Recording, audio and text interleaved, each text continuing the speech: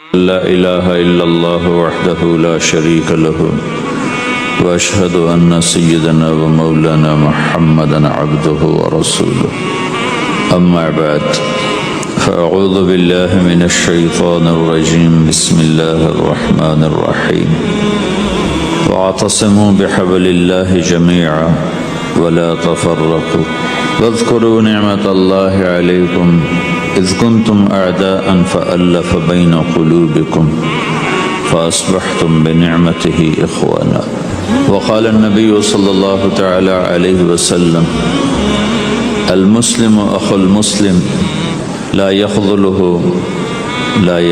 لا يظلمه بحسب امرئ من الشر أن يحقر أخاه المسلم وقال النبي صلى الله تعالى عليه وسلم انما بعثت لأتمم مكارم الاخلاق او كما قال اللہ اکبر۔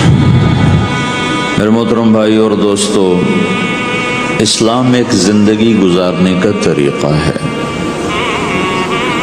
صرف چند عبادات کا نام اسلام نہیں، یہ پوری ایک زندگی ہے۔ اور اس زندگی کو سکھانے کے لیے، چونکہ انسان پیدائشی طور پہ جاہل پیدا ہوتا ہے، اسے کچھ نہیں آتا، اسے سیکھنا پڑتا ہے، اور جو سیکھتا ہے باہر سے سیکھتا ہے، سیکھا سکھایا نہیں پیدا ہوتا۔ کسی بچے کو آپ جنگل میں چھوڑ دو اور کوئی اس سے ملے نہیں تو وہ گونگا ہوگا، کچھ نہیں بول سکے۔ لیکن آپ چڑیا کے بچے کو تنہا چھوڑ دو، کوئی چڑیا اس سے ملاقات نہ کرے تو وہ اپنی زبان ہی بولے گا، اپنی زبان میں بولے گا۔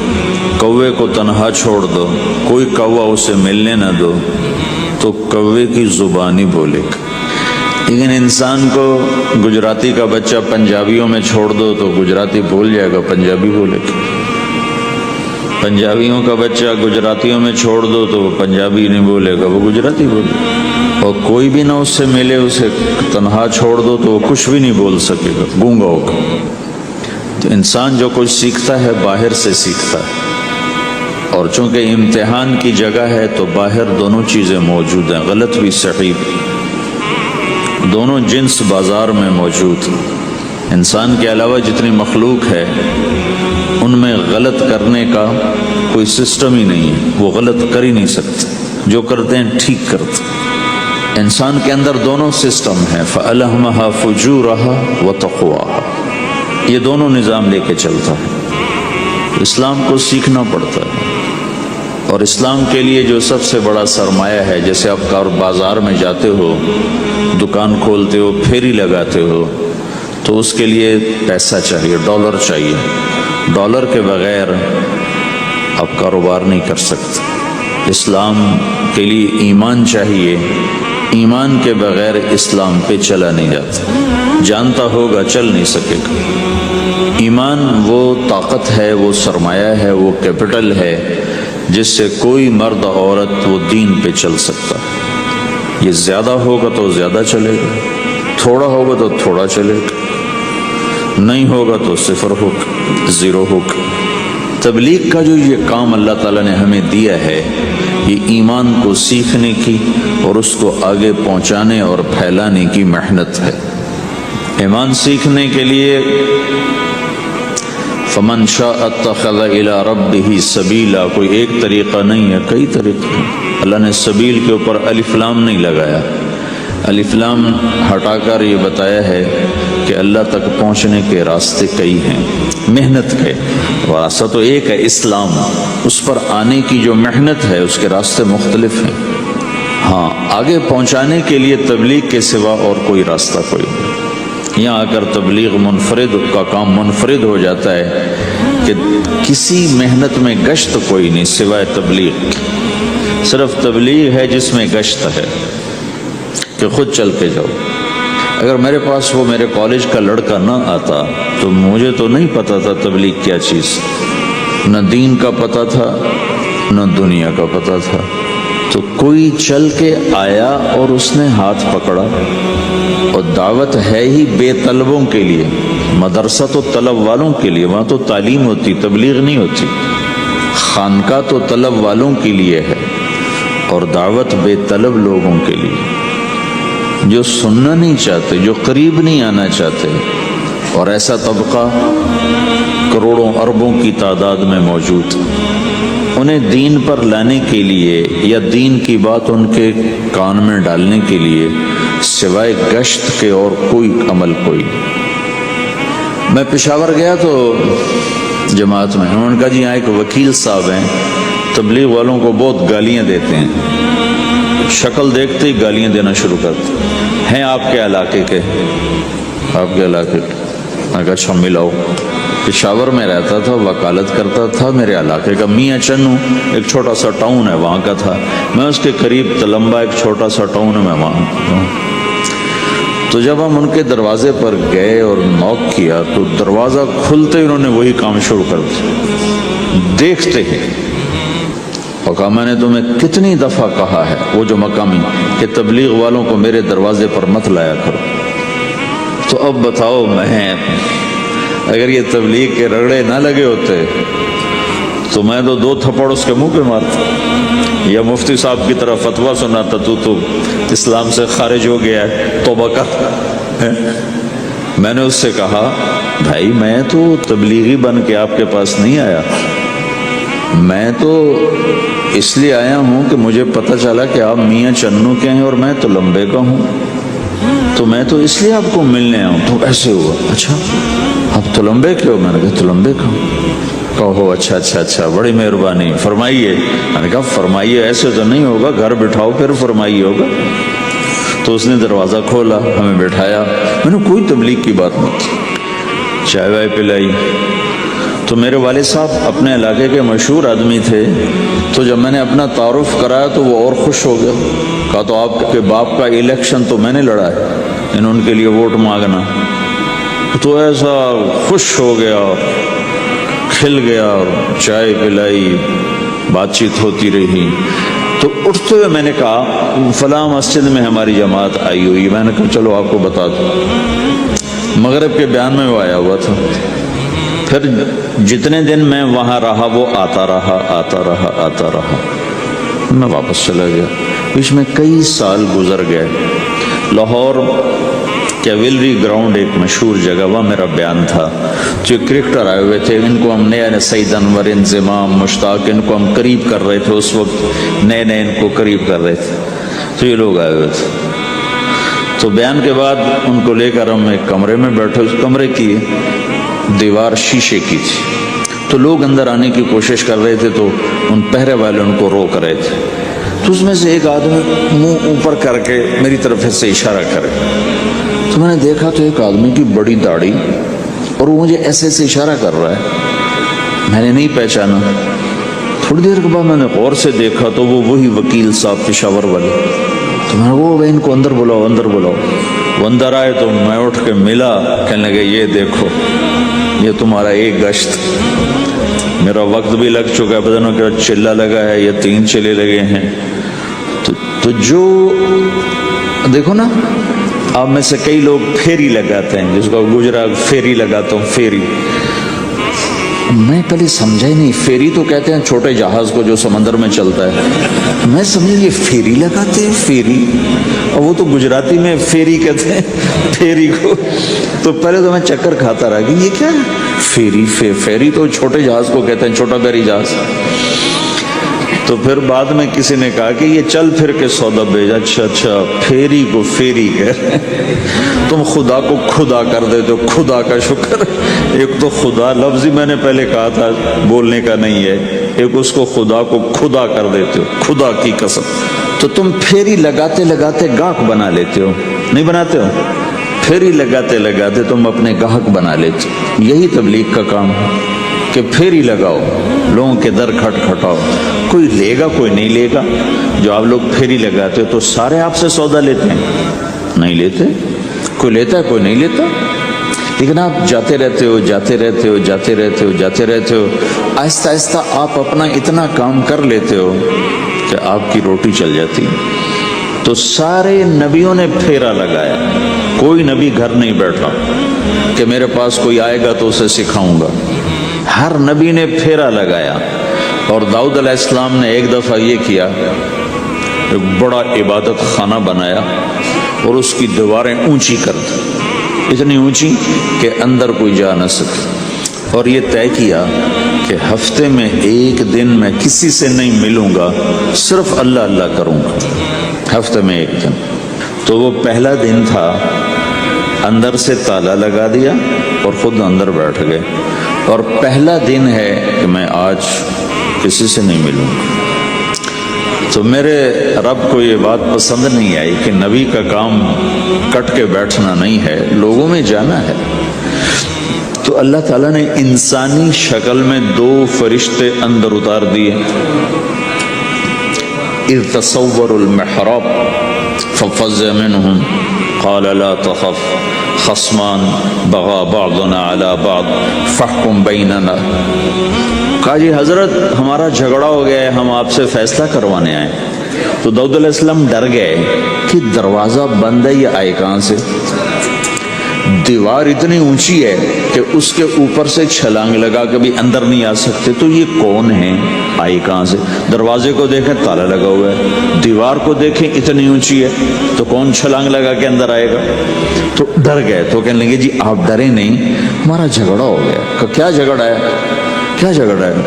ان ھذا اخی له 99 نعجة ولي نعجة واحدة فقال اكفلنيها وعزني في الخطاب. یہ میرا بھائی ہے، اس کے پاس 99 بکریاں ہیں، بھیڑیں، 99 بھیڑ ہے، اور میرے پاس ایک ہے. یہ مجھے کہتا ہے ایک بھی مجھے دے دے، میری 100 پوری ہو جائے. تو آپ بتاؤ یہ غلط کر رہا ہے کہ ٹھیک کر رہا ہے؟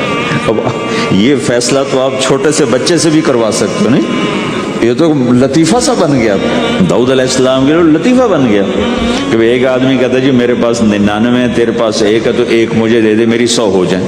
تو داؤد علیہ السلام سوچ میں پڑ گئے یہ چکر کیا ہے. تو ایک دم ان کو خیال آیا کہ اوہ، جیسے میرے رب نے مجھے پیغام بھیجا ہے کہ داؤد تجھے بندوں کو دعوت دینے کے لیے بھیجا ہے، مصلی پر بیٹھنے کے لیے نہیں بھیجا.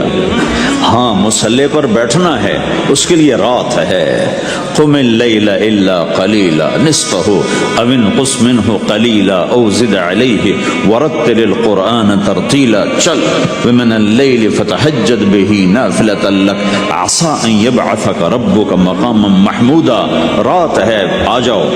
ان ناشئۃ اللیل ہی اشد وطئا واقوم قیلا. آجا آجا، رات بڑی مزے کی چیز ہے، تو اور میں تنہا. فاذا فرغت فانصب والى ربک فرغب. آ جاؤ.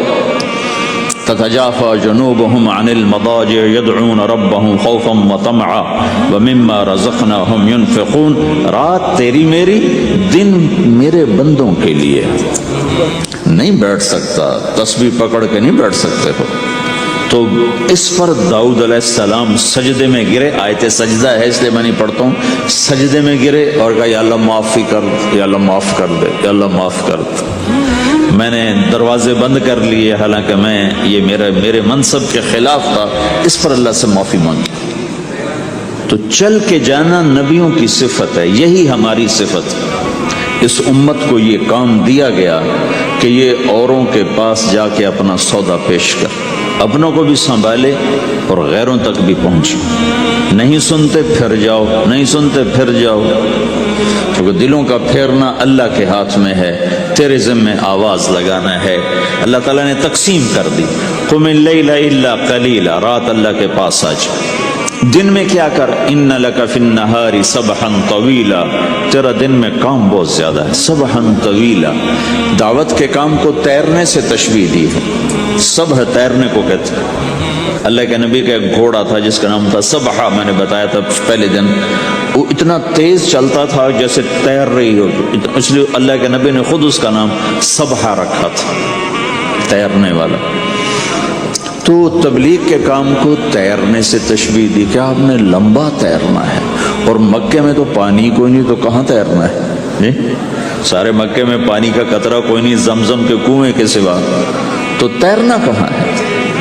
یہ اس دعوت کے کام کی بڑی خوبصورت تصویر ہے. سبحاً طویلا، حالانکہ اللہ فرماتا ہے ان لک فی النہار شغلا طویلا عملا عظیما جہدا طویلا، لیکن سبحاً طویلا، جو آدمی چل رہا ہوتا ہے اگر وہ بیٹھ جائے تو کوئی نقصان تو کوئی نہیں، گاڑی چلا رہا ہے کہیں گاڑی روک لے تو کوئی نقصان تو کوئی نہیں، تھوڑی دیر سے پہنچ جائے گا. کہیں گاڑی کھڑی کر کے کافی پینے لگ گیا تو کوئی مسئلہ تو کوئی نہیں ہے، آدھا گھنٹہ دیر سے گھر پہنچ جائے گا. تیرنے والا پانی میں اتر گیا، ابھی یہ رک سکتا ہے؟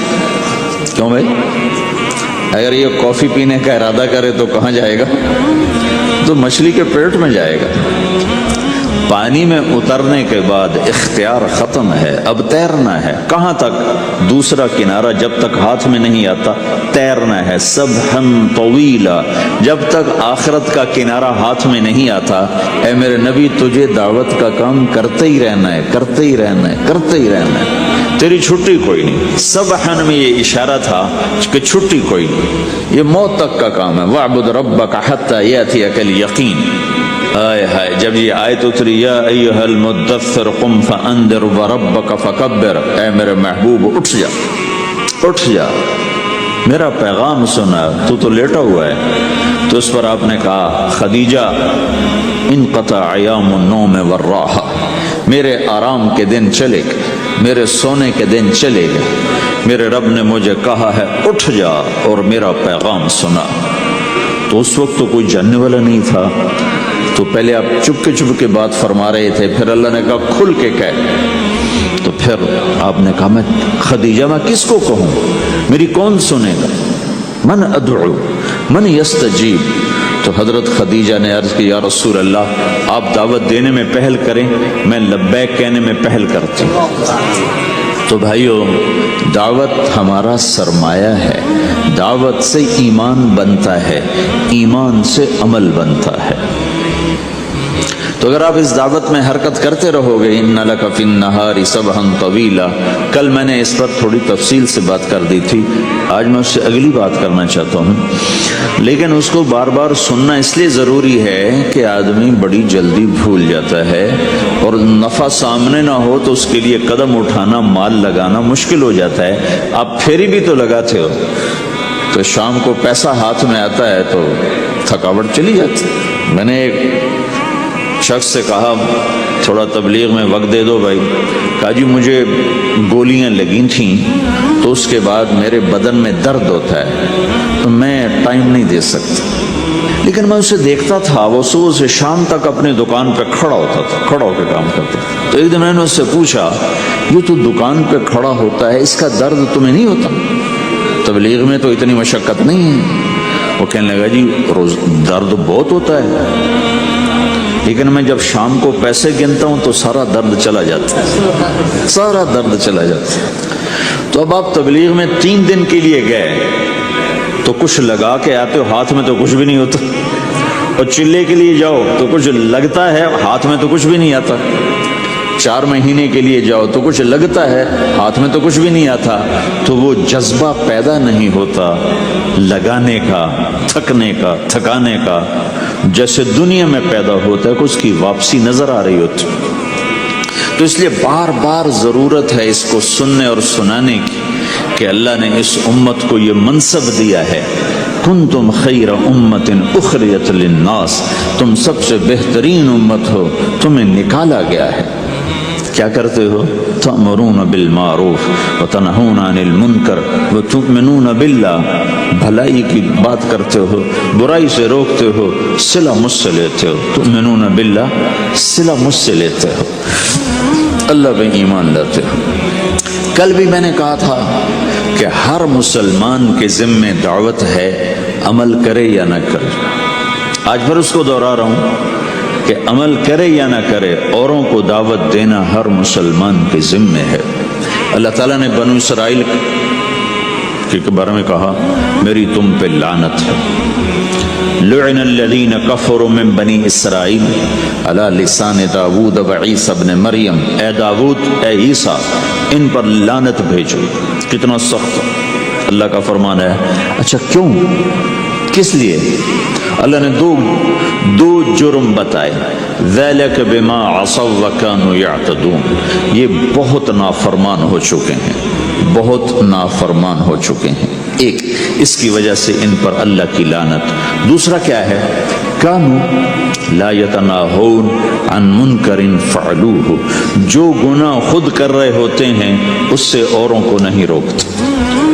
كَانُوا لا یتناہون, نہیں روکتے تھے, عن منکرن, اس گناہ سے, فعلوہ, جسے وہ خود کر رہے ہوتے تھے. تو اس سے پتہ چلا کہ اگر کوئی نافرمانی بھی کر رہا ہے تو کسی کو اگر دیکھتا ہے نافرمانی کرتے تو اسے سمجھانا اس کے ذمے ہے. اللہ یوں کہہ رہا ہے کہ کم وقت خود تو برائی کر رہا تھا تو کسی کو روکتا تو صحیح. دونوں ہی کام نہیں کیے, نہ خود چھوڑا نہ کسی اور کو روکا. تو بھائیو, حرکت کرتے رہنا, اس حرکت میں بڑی طاقت ہے. ساری کائنات حرکت میں, اگر رک جائے تو تباہی. زمین حرکت کر رہی ہے, سورج حرکت کر رہا ہے, چاند ستارے ہر شے حرکت میں. تمہاری زمین 66,000 کلومیٹر فی گھنٹہ کی رفتار سے روزانہ بھاگی جا رہی. پھر پتہ چلا کہ پاناما بمے دونوں سمندروں کے 66,000 کلومیٹر فی گھنٹہ کی رفتار سے دوڑا جا رہا ہے. تمہارا سورج 6 لاکھ میل 9 لاکھ کلومیٹر فی گھنٹہ کی رفتار سے دوڑتا جا رہا ہے. حرکت کے ساتھ زندگی ہے, حرکت ختم ہوگی زندگی ختم ہو جائے گی. اب لوگوں نے حرکت کی, اپنے ملکوں کو چھوڑ کر آئے, اللہ نے آپ کو روزگار دے دیا, باعزت روزگار دے دیا. تو بھائیو, اللہ کے دین کے لیے حرکت کرتے رہنا, عمل بھی آ جائے گا انشاءاللہ. ایک دن دیکھو گے زندگی بدلے گی. ہمارے بزرگ تھے, ساتھی فوت ہو گئے, تو ان کا بیٹا PIA میں کیپٹن تھا, جہاز اڑاتا تھا. تو انہوں نے کہا بیٹا نماز پڑھ لیا کر. کہا ابا فرصت نہیں ملتی, بہت کام ہوتا. کہا اچھا چلو نماز کے وقت ایک آدمی کو دعوت دے دیا کر, 5 نمازیں ہیں, 5 دفعہ دعوت دے دیا کر. وہ کہنے لگا میں دعوت دوں, خود تو میں پڑھتا نہیں, دوسرے کو کیسے دعوت دوں؟ کہا بیٹا ایک تو میری مان لے, نماز کا انکار کیا ہے تو یہ تو مان لے کہ چلو کسی کو کہہ دیا کر کے بھائی نماز پڑھا کرو. کہا چلو یہ تو آسان ہے, میں کہہ دوں گا. تو اس نے اپنے ابا کی بات مان لی, ہر نماز پہ 1-2 کو کہہ دیتا بھائی نماز پڑھا کرو. اس کے والد فوج میں جرنیل تھے, یہ کیپٹن تھا, دونوں کی ملاقات نہیں ہوئی. 6 مہینے بعد باپ بیٹا کی ملاقات ہوئی تو دیکھا تو کپتان صاحب کی داڑھی بھی اور ماتھے پہ محراب بھی. انہوں نے کہا بیٹا یہ کیا ہوا؟ کہا آپ نے مجھے پھنسا دیا. وہ جب میں لوگوں کو کہتا رہا تو میرے اپنے اوپر اثر ہونا شروع ہو گیا کہ میں اپنے آپ کو ملامت کرنے لگا کہ اوروں کو تو کہہ رہا ہے, خود تو پڑھتا نہیں. کہ اس نے مجھے کھڑا کیا اور میں نماز پہ آیا. پھر ایک دن شیو کرنے لگا, شیشے میں کھڑا دیکھ رہا تھا, تو میں نے کہا جب اللہ کو سجدہ کر رہا ہوں تو چہرے پہ نبی کی سنت بھی ہونی چاہیے. تو میں نے سیفٹی بھی پھینک دی, میں داڑھی بھی رکھ لی. تو تبلیغ کا کام کرتے رہنا, ہم فرشتے نہیں بن سکتے. ایک دفعہ ایک آدمی نے میرے اوپر بڑی چڑھائی کی, تم تبلیغ والے منافق ہو, کہتے کچھ ہو کرتے کچھ ہو, تمہارے قول اور فعل میں بہت فرق, بہت. جب ان کا غصہ اتر گیا تو میں نے ان سے کہا بھائی 100 نمبر تو اللہ نے بھی نہیں مانگے, آپ کیوں مانگتے ہو؟ اللہ نے کہا ہے فمن ثقلت موازینہ, جس کی نیکیاں بڑھ جائیں گی گناہ تھوڑے ہوں گے تو پاس کر دوں گی. تو 100 نمبر تو اللہ نے بھی نہیں کہا کہ ایک گناہ تیرے کھاتے میں نہیں ہونا چاہیے. 100/100 نمبر لے گا تو جنت دوں گا, نہیں تو ریپٹ مار کے جہنم میں ڈالوں گا. تو 100 نمبر تو اللہ بھی نہیں مانگتا, اسے پتہ ہے میرا بندہ کمزور ہے, کبھی گناہ کرے گا کبھی نیکی کرے گا.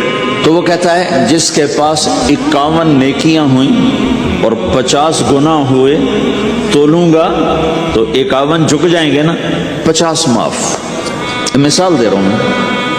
ہمارے علاقے میں ایک ذمہ دار تھے, وہ ذکر بھی بہت کرتے تھے, گالیاں بھی بہت دیتے تھے. ادھر سبحان اللہ تیرے فلانے, الحمدللہ کے ساتھ ایک پھکڑ تولتے تھے. ساری زندگی وہ ایسا ہی کرتے رہے.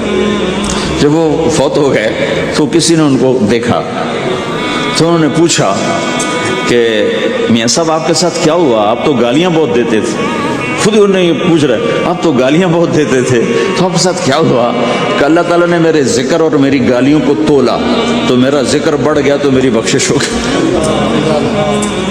اللہ نے بھی کاؤنٹنگ رکھی ہے, پرفیکشن مانگی ہی نہیں. اگر اللہ پرفیکشن مانگتا تو پھر آپ کہتے تم کرتے کچھ ہو کہتے کچھ ہو. اگر میں کہتا صحیح ہوں تو ایک نیکی تو کر رہا ہوں, اور کرتا نہیں ہوں تو ایک گناہ کر رہا ہوں. کیا پتا میرا رب میرے کہنے کے طفیل میرے نہ کرنے کو معاف کرتا. بس ایک صورت میں ہے کام خطرناک کہ اگر میں اس کہنے سننے کو اپنی دنیا بنانے کا ذریعہ بنا لوں پھر خطرناک ہے. تأمرون الناس بالبر وتنسون انفسکم وانتم تتلون الکتاب, وہ یہ آیت ہے. لیکن اگر میرے اندر اخلاص ہے تو پھر میں انسان ہوں, کبھی اچھا کروں گا کبھی برا کروں گا, لیکن میرے ذمہ صدا لگانا ہے. تو بھائیو اس تبلیغ کے کام کو کرتے رہنا. اس سے ایمان بنتا ہے, ایمان سے دین وجود میں آتا ہے. دین کے دو حصے ہیں, ایک عبادات ہے جس میں نماز سب سے اہم ہے. پھیری پہ ہو گھر پہ ہو نماز نہ چھوڑو. رمضان کے روزے ہیں, اللہ پھر رزق زیادہ دے دے, حج کرو, زکوٰۃ دو. لیکن عبادات بڑی محدود ہیں اور اس میں کثرت اللہ نے مطالبہ بھی نہیں کیا, بلکہ اللہ تعالیٰ نے اس میں اعتدال ہی کو پسند فرمایا ہے. اللہ تعالیٰ نے ہمارے نبی لمبی لمبی نمازیں پڑھتے تھے تو اللہ تعالیٰ نے روک دیا کہ ما انزلنا علیک القرآن لتشقی, میرے نبی میں نے تمہیں قرآن اس لیے نہیں دیا کہ تو لمبی لمبی نمازیں پڑھ کے تھکتا رہے. درمیان نہ چل. اللہ کے نبی نے تبلیغ میں زیادہ زور دکھایا تو اللہ نے اس پر بھی کہا فلا تذهب نفسك عليهم حسرات, اتنا غم نہ کیا کر کے تو خود ہی ہلاک ہو جائے, مت نہیں, ایسا نہ کر. تو عبادات محدود ہیں اور اس میں اعتدال مطلوب ہے. سارا دن مصلی پہ بیٹھنا یہ اللہ نہیں دیکھنا چاہتا. اللہ یہ دیکھنا چاہتا ہے کہ تو باہر جا تاکہ میں دیکھوں کہ اب تو کیا کرتا ہے.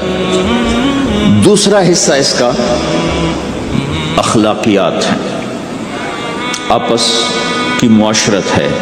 دین جو اثر انداز ہوتا ہے وہ معاشرت سے اثر انداز ہوتا ہے, عبادت سے نہیں. عبادات سے نہیں. عبادت تو مسجد کے اندر ہے یا مصلی پر گھر کے اندر ہے, روزہ اندر کی چیز ہے, حج بیت اللہ میں ہے, زکوٰۃ مسلمان کو دی جاتی ہے.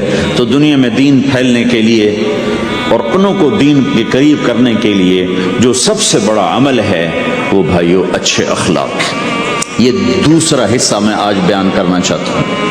اللہ کے نبی نے فرمایا ایو عرل اسلام اوثق, مجھے بتاؤ اسلام کا سب سے مضبوط عمل کیا ہے؟ تو صحابہ نے کہا الجہاد. یا رسول اللہ جہاد. اسلام کا سب سے مضبوط عمل کیا ہے؟ صحابہ نے کہا جہاد.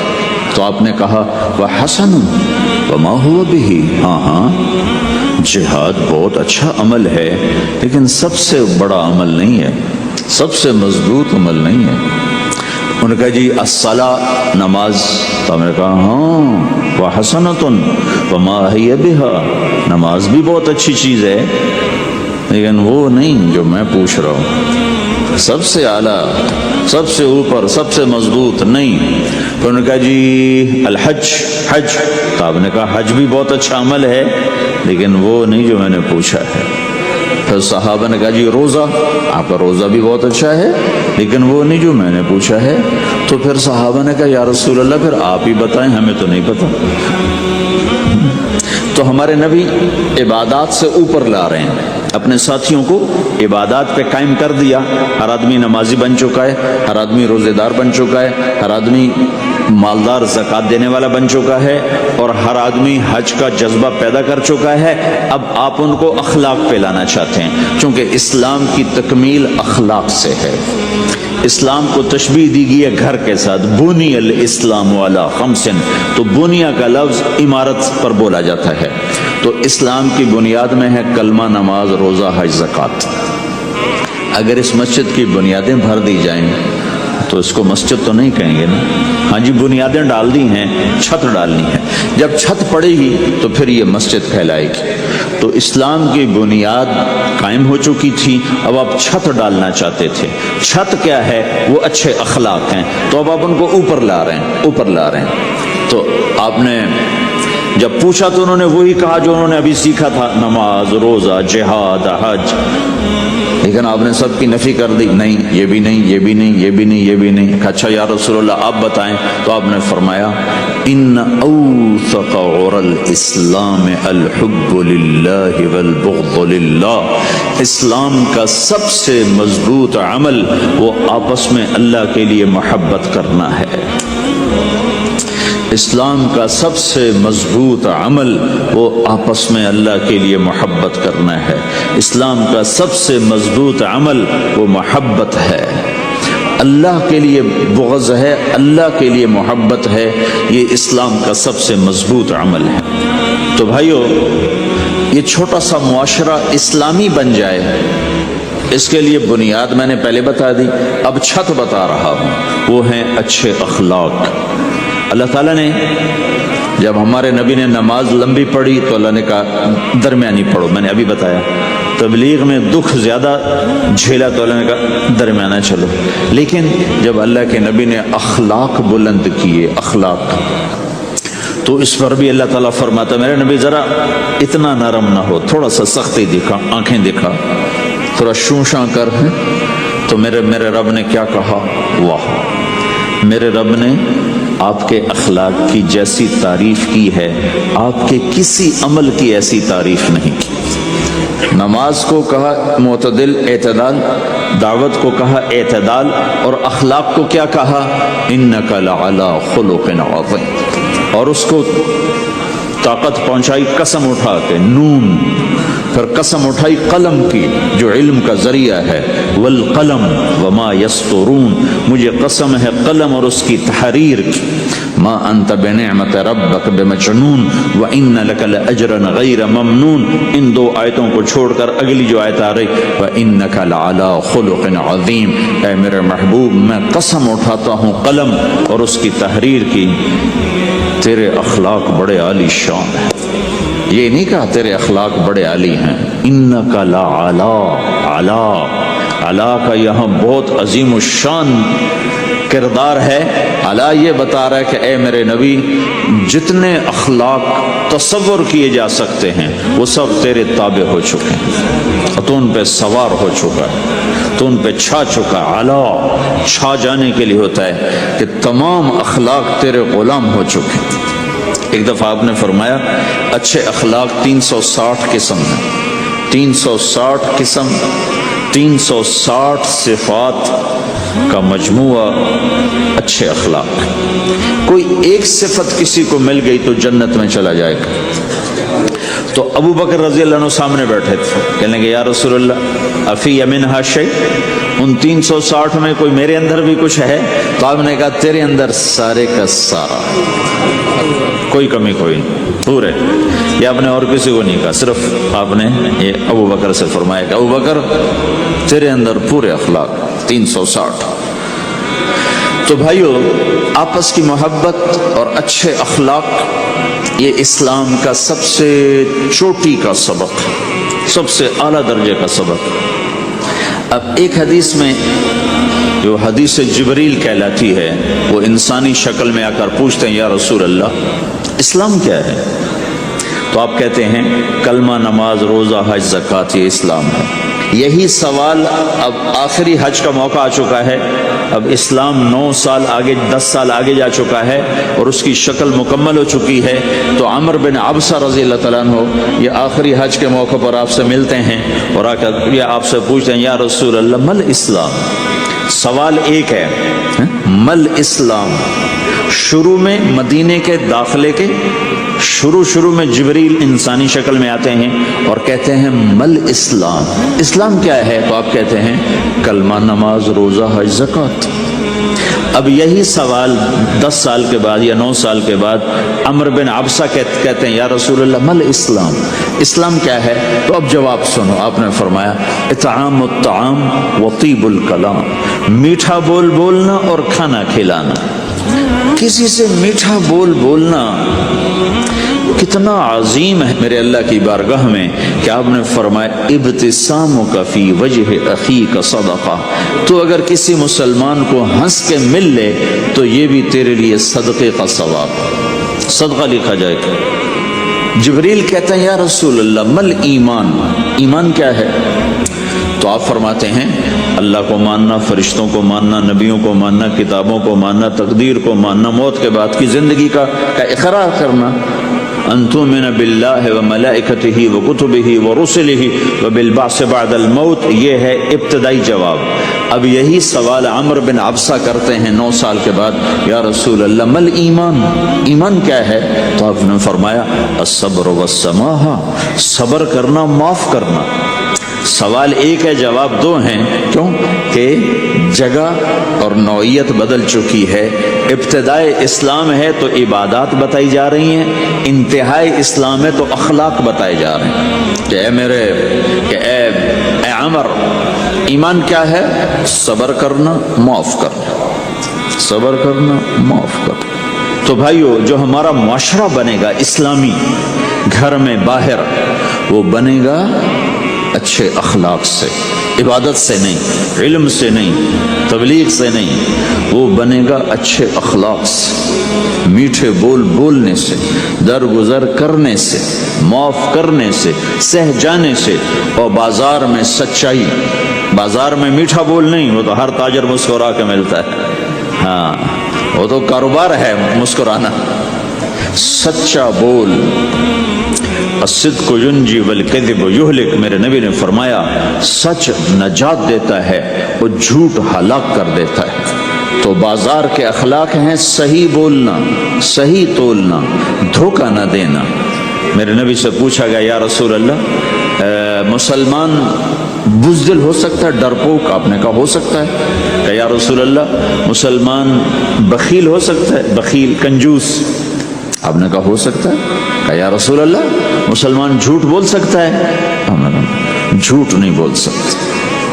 آپ نے فرمایا میں اپنے امت میں ہر عیب کی توقع رکھتا ہوں کہ میرا امتی ہر گناہ کر سکتا ہے لیکن 2 کام نہیں کر سکے گا اگر وہ میرا امتی ہے، ایک جھوٹ کبھی نہیں بولے گا، ایک دھوکہ کبھی نہیں دے گا۔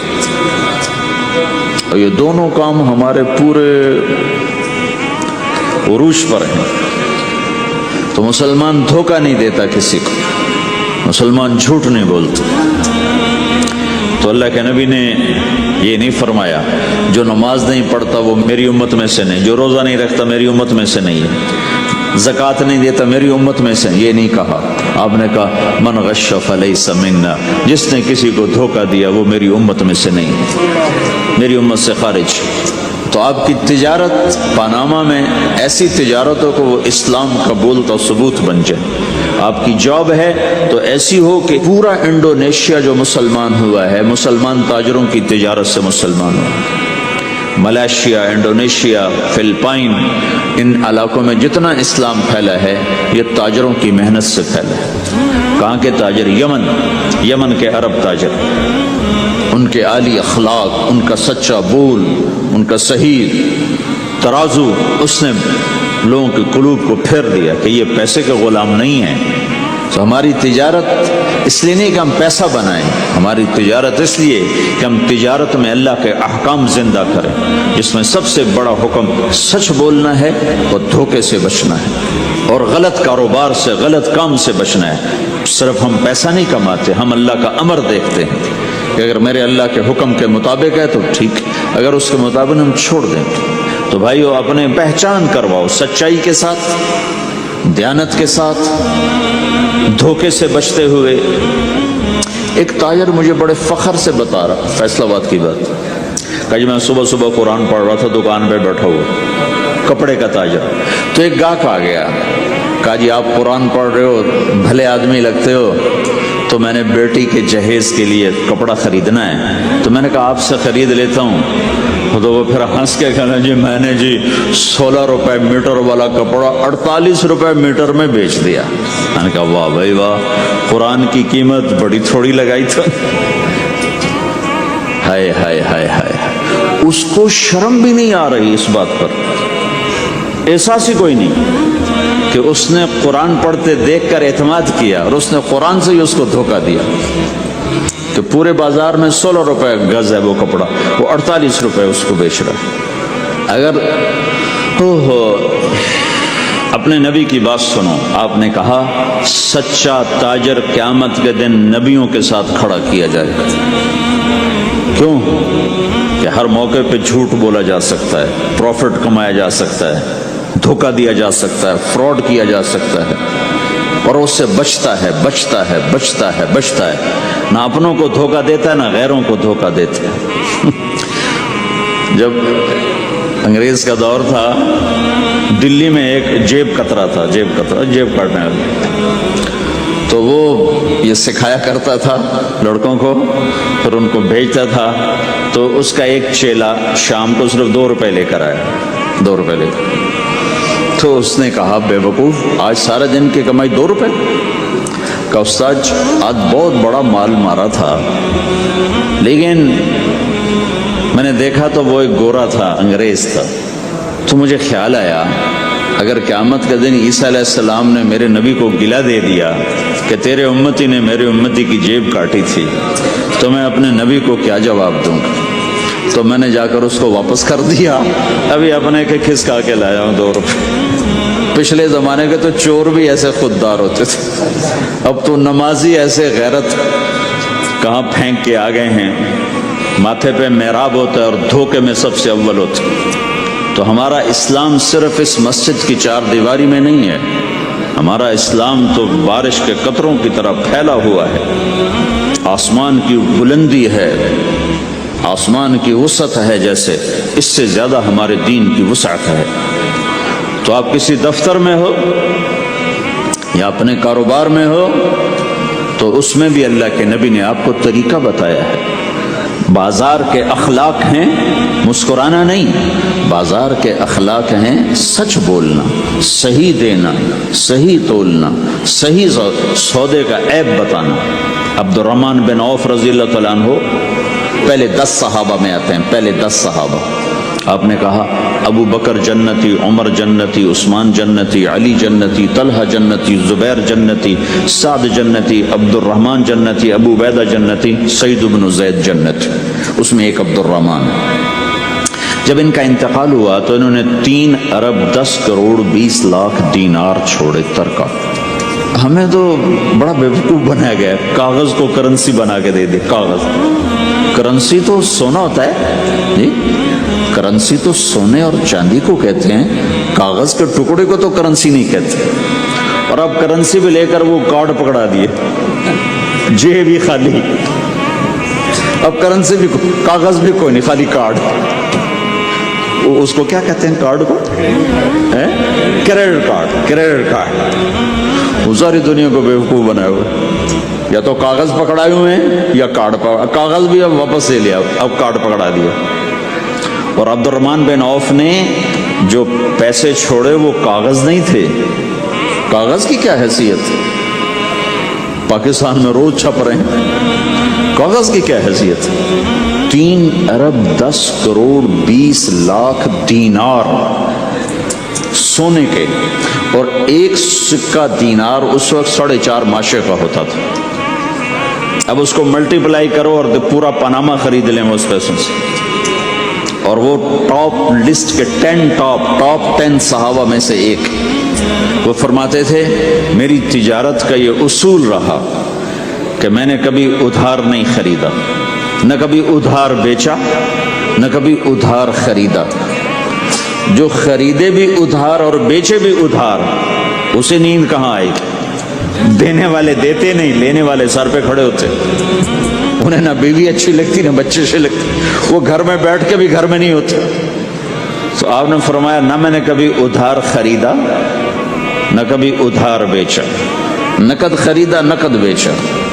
دوسرا میرا اصول یہ رہا کہ میں نے کبھی स्टॉक नहीं किया, जब मुझे प्रॉफिट मिला मैंने फौरन बेच दिया, इंतजार नहीं किया एक हफ्ते बाद बेचूंगा रेट बढ़ जाएगा, जिस दिन मुझे प्रॉफिट मिला एक पैसा भी मिला तो मैंने फौरन बेच दिया। तीसरा उसूल ये था कि मेरे सौदे में कोई कमी या ऐब होता तो मैं उसे छुपाता नहीं था, जाहिर करता था, इसमें ये कमी है भाई, लेना तो ले लो, नहीं लेना तो छोड़ दो। तो हमारी तो तिजारत भी जन्नत का रास्ता है। मदीने के लोग जिम्मेदारा करते थे, मक्का के लोग तिजारत करते थे, उनकी ज़राअत और तिजारत दीन के फैलने का जरिया बन गई। अब्दुर्रहमान बिन औफ रज़ियल्लाहु अन्हु का माल अल्लाह के दीन के काम आया, उस्मान रज़ियल्लाहु अन्हु का माल अल्लाह के दीन के काम आया। जंग तबूक में 10,000 आदमियों का सामान हजरत उस्मान अकेले ने दिया। 30,000 का लश्कर था तो 1/3 10,000 का सारा सामान उस्मान रज़ियल्लाहु अन्हु ने अपने घर से दिया। और वो दीनार ला के पेश किए ना तो अल्लाह के नबी वो दीनार लेकर यूं कर रहे थे, ऐसे ऐसे वो कर रहे थे, मा अला उस्मान अल्लाह यामल बअद उस्मान, आज के बाद तो कुछ ना कर, जन्नत वाजिब हो गई तेरे लिए। तो भाइयों, हमारा दीन सिर्फ हमें इबादत नहीं बताता, बाजार की जिंदगी बताता है कि मुसलमान बाजार में कैसे होता है। किसी के यहाँ मुलाजिम है तो उसकी नौकरी कैसी होती है, उसकी दयानत कैसी होती है, उसका बोल कैसा होता है। वो पैसे पे कुर्बान नहीं होता, वो पैसे को ईमान पे कुर्बान करता है। तो आपकी तिजारत भी दीन के फैलने का जरिया बनेगी। आहा, सिर्फ नमाज से गुनाह माफ नहीं होते। मुस्लिम शरीफ की रिवायत है, मन अमसा कालन बेअमल यदिही अमसा मगफूरन लहू, जो सुबह से शाम तक रोजी कमाते कमाते हलाल हलाल हलाल हलाल, झूठ वाली नहीं, खोट वाली नहीं, खयानत वाली नहीं, हराम चीज नहीं, हराम चीज का बेचना भी हराम है, खरीदना भी हराम है, उसका प्रॉफिट भी हराम है। जिस घर में हराम पैसा जाएगा वहां सुख कभी नहीं आएगा, चीजें आ जाएंगी, चैन निकल जाएगा। 1960 की दहाई में एक पाकिस्तान का अफसर था, उसने 1960 में लोगों के पास 100 रुपए मुश्किल से होते थे, उसने उस जमाने में करोड़ों रुपए जमा किए रिश्वत से, बहुत बड़ी पोस्ट पर। जब वो मर गया, एक दिन उसका बेटा कह रहा था, काश हमारा बाप हमारे लिए हराम इकट्ठा ना करता तो कोई खुशी का दिन हम भी देख लेते। जिनके लिए जमा किया था कि मेरे बच्चे अब मजे से, मैंने खुद अपने कानों से उसको ये कहते हुए सुना कई दफा, मैं आज मर जाऊं मेरी बच्ची को किसी की परवाह नहीं कि मैंने इतना पैसा बना दिया है।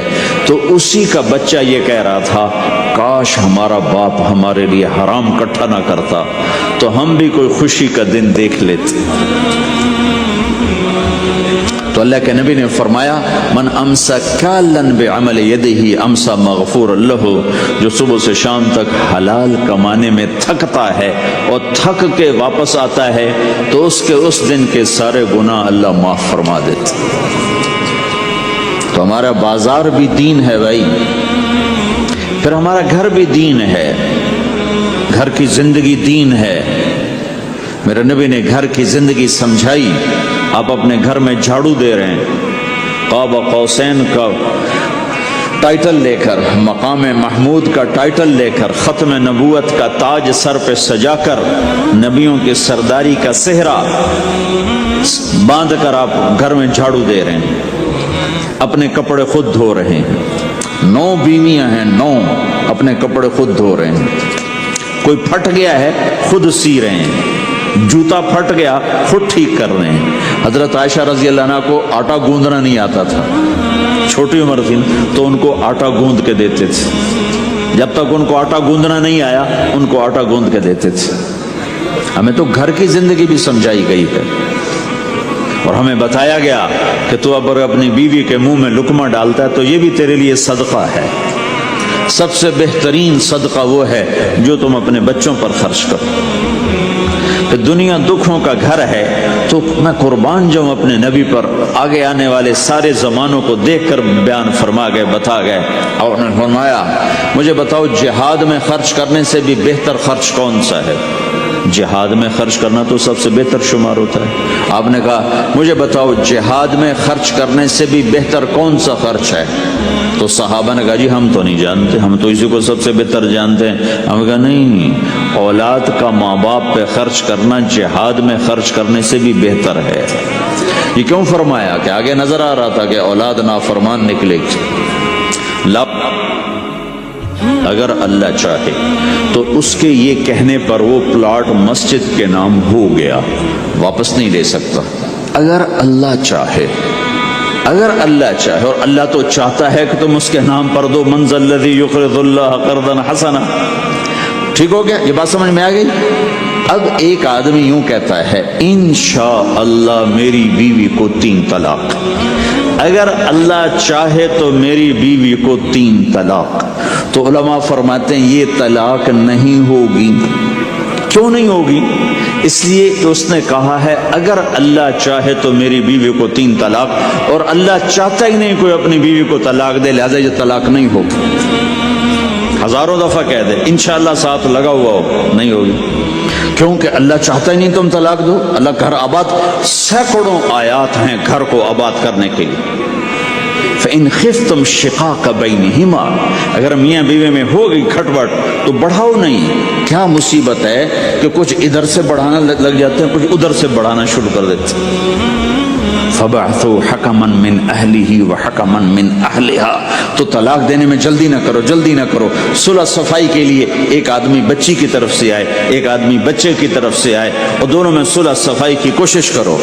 یا ایھا النبی اذا طلقتم النساء، اے میرے نبی جب تم طلاق دینا چاہو تو یا ایھا النبی یہاں یہ اس لیے آیا ہے کہ اللہ تعالیٰ کہہ رہا ہے اے ایمان والو، میں یہ نبی اپنا سفارشی بنا کے تمہارے سامنے پیش کرتا ہوں، طلاق نہ دیا کرو، نہ دیا کرو۔ یہ ہے یا ایھا النبی سے ایک دم ایمان والوں کی طرف منتقل ہونے کا فلسفہ کہ دیکھو میں اپنا نبی تمہارے لیے سفارشی بناتا ہوں کہ طلاق نہ دیا کرو۔ اگر دینی پڑ جائے، چونکہ جائز ہے، نہیں نباہ ہو رہا، پھر زبردستی بھی نہیں کرنی چاہیے۔ اگر کوئی جائز وجہ ہے تو طلاق ہوئی ہے، پھر اسے دشمنی کا سبب نہیں بنانا چاہیے۔ اگر صحیح مناسب ہوئی ہے، اللہ کے نبی نے خود 2 خواتین کو طلاق دی، نکاح تو کیا، رخصتی نہیں ہوئی، طلاق دے دی۔ اللہ کے نبی کی بیٹیوں کو طلاق پڑی، حضرت ام کلثوم، حضرت رقیہ رضی اللہ عنہ دونوں کو طلاق دی گئی، ابو لہب کے بیٹوں نے طلاق دی۔ آپ نے حضرت حفصہ کو طلاق دینے کا ارادہ کیا تو عمر رضی اللہ عنہ کو پتہ چلا، بڑے غمگین ہوئے، تو اللہ جبریل آ گئے، یا رسول اللہ، اللہ تعالیٰ فرما رہے ہیں حفصہ کو طلاق نہیں دے سکتے، یہ آپ کی دنیا کی بیوی بھی ہے، جنت کی بیوی بھی ہے، کہ عمر کے دل شکنی ہو رہی، تو ایک گھر باقی رہے، اس کے لیے سینکڑوں آیات اللہ تعالیٰ نے اتاری، اور ہمیں کہا عاشروہن بالمعروف، اپنی بیویوں کے ساتھ اچھا سلوک کرو۔ ہمیں خطاب، چونکہ مرد کسی کی بچی کو لے کے آتا ہے، لڑکا کسی کی بچی کو لے کے آتا ہے، اور اپنے وہ بچی ماں چھوڑتی، باپ چھوڑتی ہے، بھائی چھوڑتی ہے، بہنیں چھوڑتی ہے، سہیلیاں چھوڑتی ہے، سب کو چھوڑتی ہے، اور تیسرے دن اس کو تانے شروع ہو جاتے ہیں، اس کا تو دل ہی نہیں لگتا۔ اور پہلے دن اپنی بیوی کو نصیحت دی جا رہی تھی، میری ماں کی خدمت کرنی ہے، میری کرنا کر، میری ماں کی کرنی ہے، میرے ابا کی کرنی، میری بہنوں کی کرنی، کسی کے سامنے تم نے بولنا نہیں، کسی کے سامنے اف نہیں کرنا، بے وقوف، اس سے محبت تو جتا کرو، اس کے بعد جو کچھ کہے گا وہ کرے گا۔ پہلے دن ہی حکم، نہ تعلق بنا ہے، نہ محبت پیدا ہوئی ہے، اور نہ ابھی جوڑ بیٹھا ہے، اور پہلے دن حکم سنانے شروع کر دی۔ اس کے ذمہ نہ تیری ماں کی خدمت ہے، نہ تیرے باپ کی خدمت ہے، نہ تیری بہنوں کی خدمت، یہ ساری خدمت تو تیرے ذمہ ہے۔ ہمارا سسرال کا معاشرہ بڑا ظالم ہے، لاکھوں میں کوئی ایک گھر بچا ہوا تو الگ بات ہے، ورنہ میں تو دنیا پھری ہے، کیا دنیا دار کیا دیندار، سب ظلم ہی ظلم ہے۔ اتنی نیک عورتیں تہجد گزار مصلی سے اٹھتی نہیں، تسبیح ہاتھ میں ہے، لیکن جب وہ ساس بنتی ہیں تو ایسا ظلم ان کے اندر سے نکلتا ہے کہ کانپ اٹھتے ہیں در و دیوار۔ جب عورت ماں ہوتی ہے تو اس کے روئیں روئیں سے محبت کے چشمے پھوٹتے ہیں، وہی عورت جب ساس بنتی ہے تو ایک دم ظلم کی تصویر بن جاتی ہے۔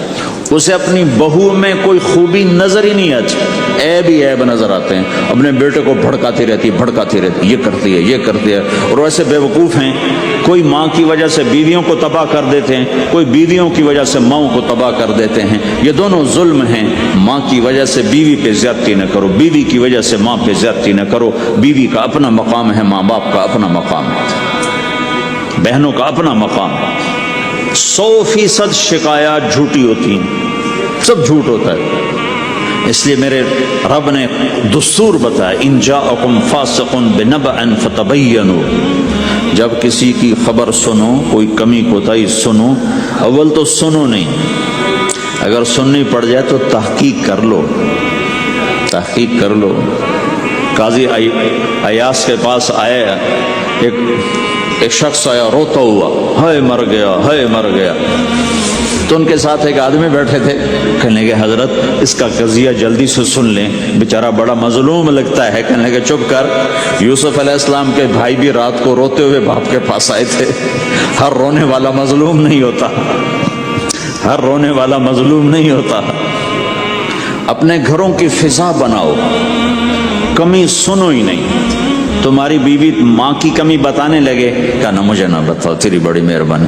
تمہاری ماں تمہاری بیوی کی کمی بتانے لگے، کہا اماں مجھے نہ بتاؤ، تیری بڑی مہربانی. گھر کی فضا ایسی بناؤ کہ کسی کی کمی کا تذکرہ نہ ہو، تو اللہ کی قسم تمہارا گھر جنت کا نمونہ بن جائے گا. یہ معاشرت کا دین بتا رہا ہوں، معاشرت کا دین.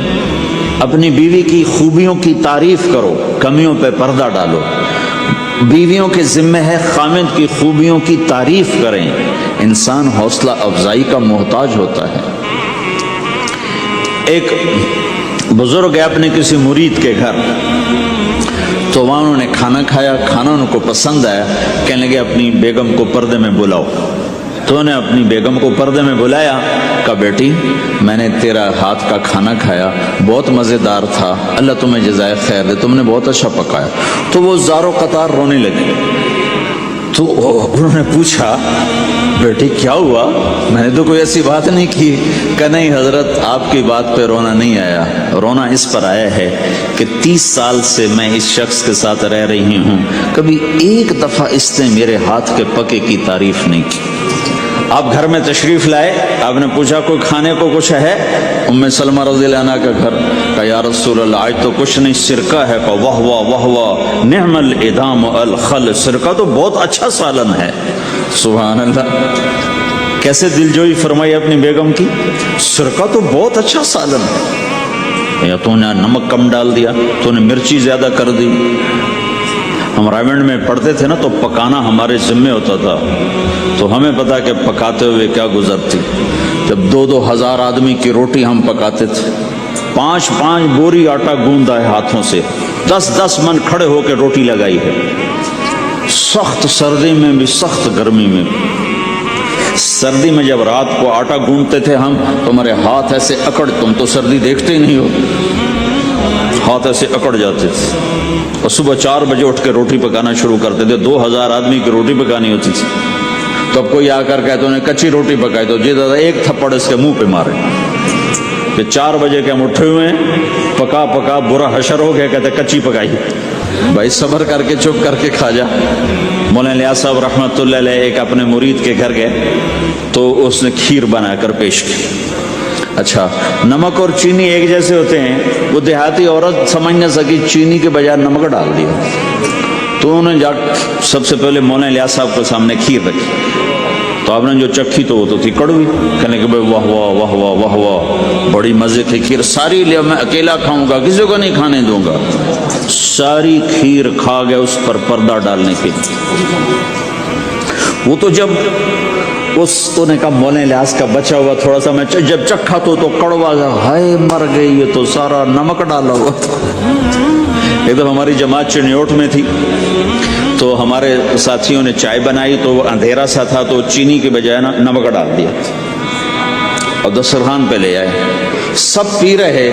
واللہ میں آنکھوں سے دیکھا بتا رہا ہوں، مولانا الیاس کا تو سنا بتا رہا ہوں، کسی ایک نے نہیں کہا کہ یہ کڑوی ہے. چپ کر کے پی رہے، چپ کر کے پی رہے، کسی ایک نے نہیں کہا. باہر ایک دیہاتی کھڑا تھا، تو میں نے کہا چاچا آتے نو چاہ پیواما.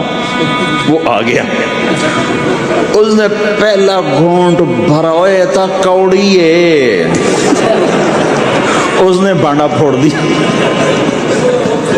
پھر سارے ساتھی ہنس پڑے کہ چاچا ہم نے تو پردہ ڈالنے کی کوشش کی تھی خدمت والوں پر تو نہیں پردہ چاک کر دیا.